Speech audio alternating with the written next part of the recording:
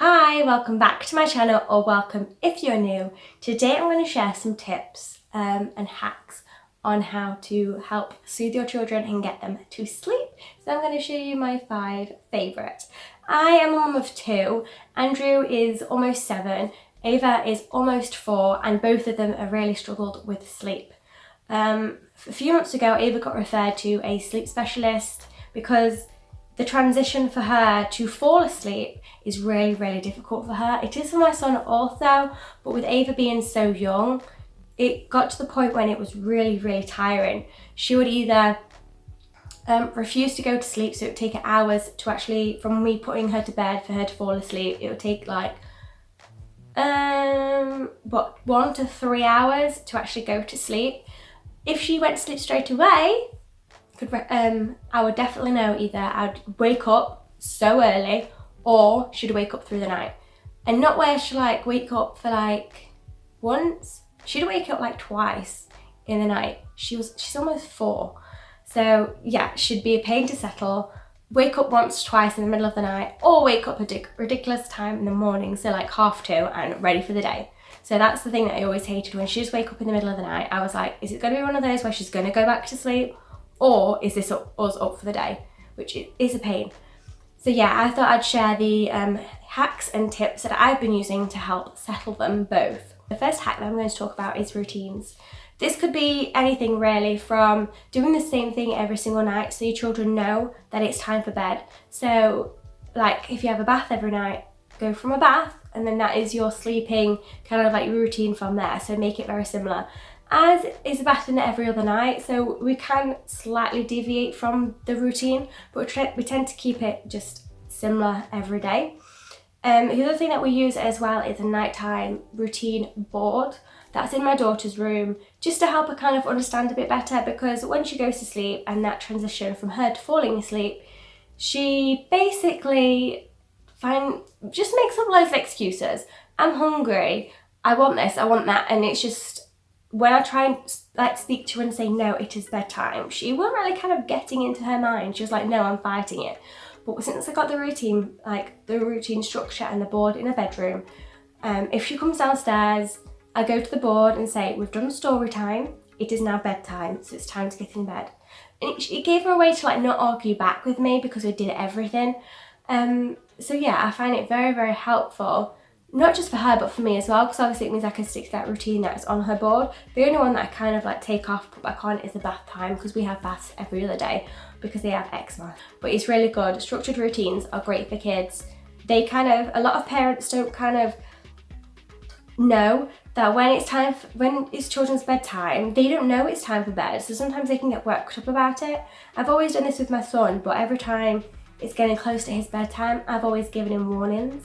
So I'm like, mate, you're going to bed about an hour, so you can do what you want for a little bit.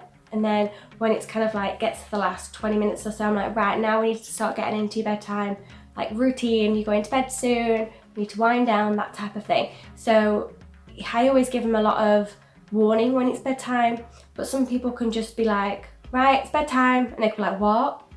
And it's kind of like a bit of a shock to them, and that can be difficult for them to transition at bed. The second tip that I've got for you guys is filling them up. We have dinner quite late anyway, but I know a lot of people usually have it around about like when they get home from school runs, so like 4 or 5. We tend to have our dinner about 6. But what I tend to do is when they're kind of in the pyjamas, like ready to go to bed, I give them some porridge. Now this is porridge that don't have any sugar or anything like that in, and it's filling. So I'd avoid sugary cereals, things like Weetabix and things like that are okay to have, but I find that warmer foods like porridge are a little bit more like calmer and things like that. So yeah, I give them some porridge. They don't necessarily eat it all, just because obviously they've had their dinner like half an hour to an hour before, but porridge, it'll fill them, it'll get them nice and warm, and it also makes them tired. It's kind of the same with like when you look at like warm milk and Horlicks and stuff like that. It's a nice warm filling drink, so it kind of sets you to go to sleep, and it's the same with food. So I would recommend just giving them a bit of porridge, or even like warm up Weetabix or plain Weetabix, just to kind of fill them. It also stops them with the excuse coming downstairs is, I'm hungry. It's like, no, you've eaten your porridge or you've eaten this a few minutes ago, it's time to go to bed. It kind of helps kind of like go around that as well. Tip number 3 I would suggest is wind down time. Like I said before, children kind of need a bit of warning and routine. So I kind of have a wound down time. Having a bath, for example, it can wake your children up. For me, I hate having a shower at night time because I get in bed and I'm like, but now I'm wide awake because the showers woke me up. And it's exactly the same with baths for kids. They go in there and they play and they have fun, and when they get out, they're running around and going crazy. They need wind down time. So what we do is after our bath, we go downstairs, the TV stays off, and we do something to kind of like stimulate the minds rather than the physical body, just so they get their minds working to get the mind tired.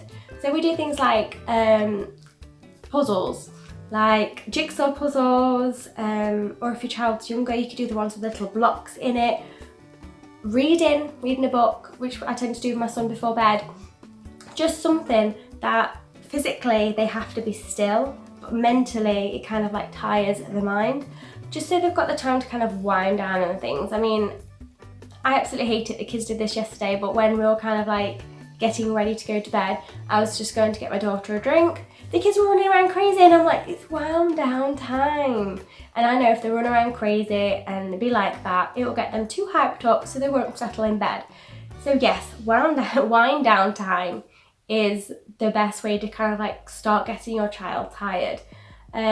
Also, they advise not to have the TV on, just so they can have kind of like no distractions around obviously the use of your brain, just so that you can focus on whatever activity you're going to do, whether it's like building blocks, puzzles, reading, anything like that really. The 4th tip and hack that I wanted to share with you guys is the lighting.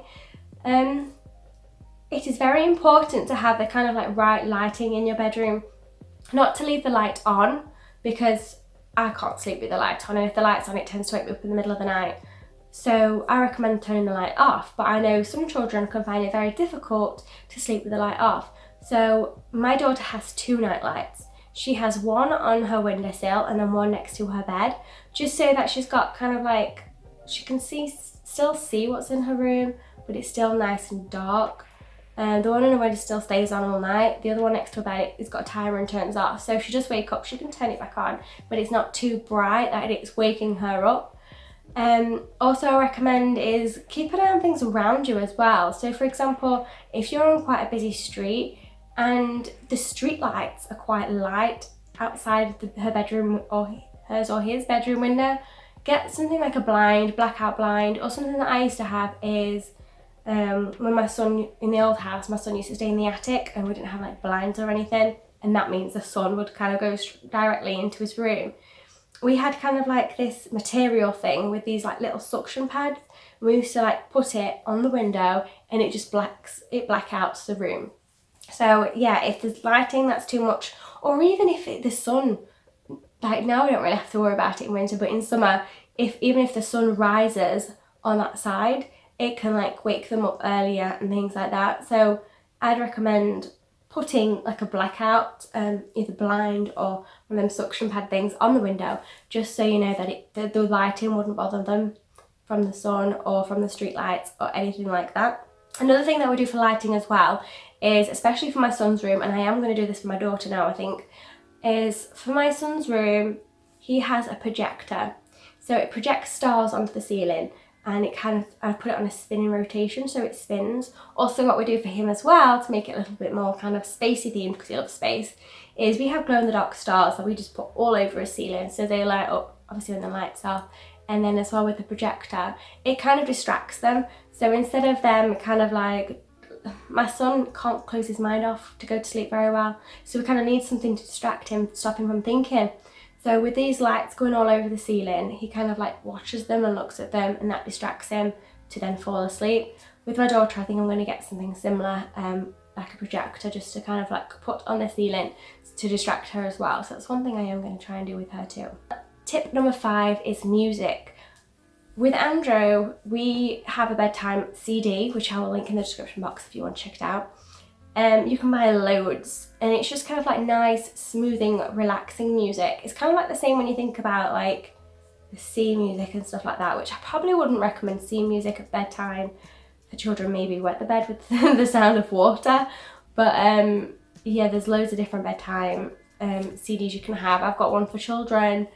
Another thing that I use for Andrew as well, he doesn't use this every single day. We tend to use this when he's really struggling to go to sleep. And he has a sleep meditation. It's children's sleep meditation. We've got it from YouTube, and it is 20 minutes long. He sits there with his headphones on, listens to it, and it's basically a woman talking to him about different things.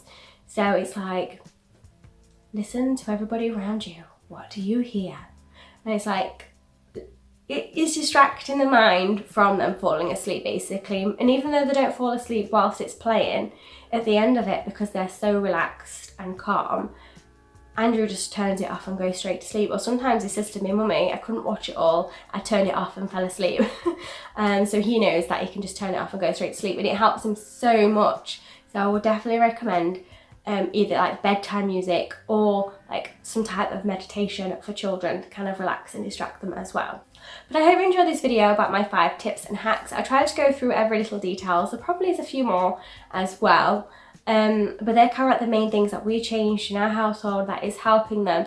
Yes, there are going to be times that it doesn't work, especially at the beginning. You'll find that it will be like one good day, one bad day, but you will eventually have it where you'll have more good days than bad days. Like what we're doing at the minute, we're having more good days than we are bad. But it will get there eventually. It's just kind of like finding what works for your child and kind of changing it up. We tried so many things with Andrew where it came for like lights, different other lights, he wants stars. It was like, what other things? We tried like lamps, we tried a tent over his bed. We tried loads of different things to try and help him, and now I've kind of got a routine where it does help him. Yes, he still might come down and tell me a lot, but it's one of those as well that if your child is going through something or a transition, so for example like the day before the first day of school, or something that's going quite big or different to them, they may find it difficult to fall asleep that day. Not necessarily meaning that the tips don't work, it's just that it's too much for them to handle, so they kind of like get overwhelmed with it. Like my son, like on the first day back from school, from like the half term and things like that, he'll have a difficult day falling to sleep, difficult night falling to sleep, just because his mind's thinking of all these things, and even though he's got all these distractions, it's still in his mind. So yes, you are going to have some bad days still, but at least with the tips you can have eventually more good days than bad. If you have enjoyed it, please give this video a thumbs up and subscribe if you're new. Like I said, I'm a mum of 2, to Andrew and Ava, and I upload loads of different videos about hacks, beauty, lifestyle, motherhood, hauls, cleaning, everything like that basically. So if it's something you're interested in watching, please don't forget to subscribe. Also, I upload videos on a Monday, Wednesday, Thursday and a Saturday at 7 PM, so don't forget to press that bell as well so you get notified. But I hope you all have an amazing rest of the day, and I will see you soon. Bye!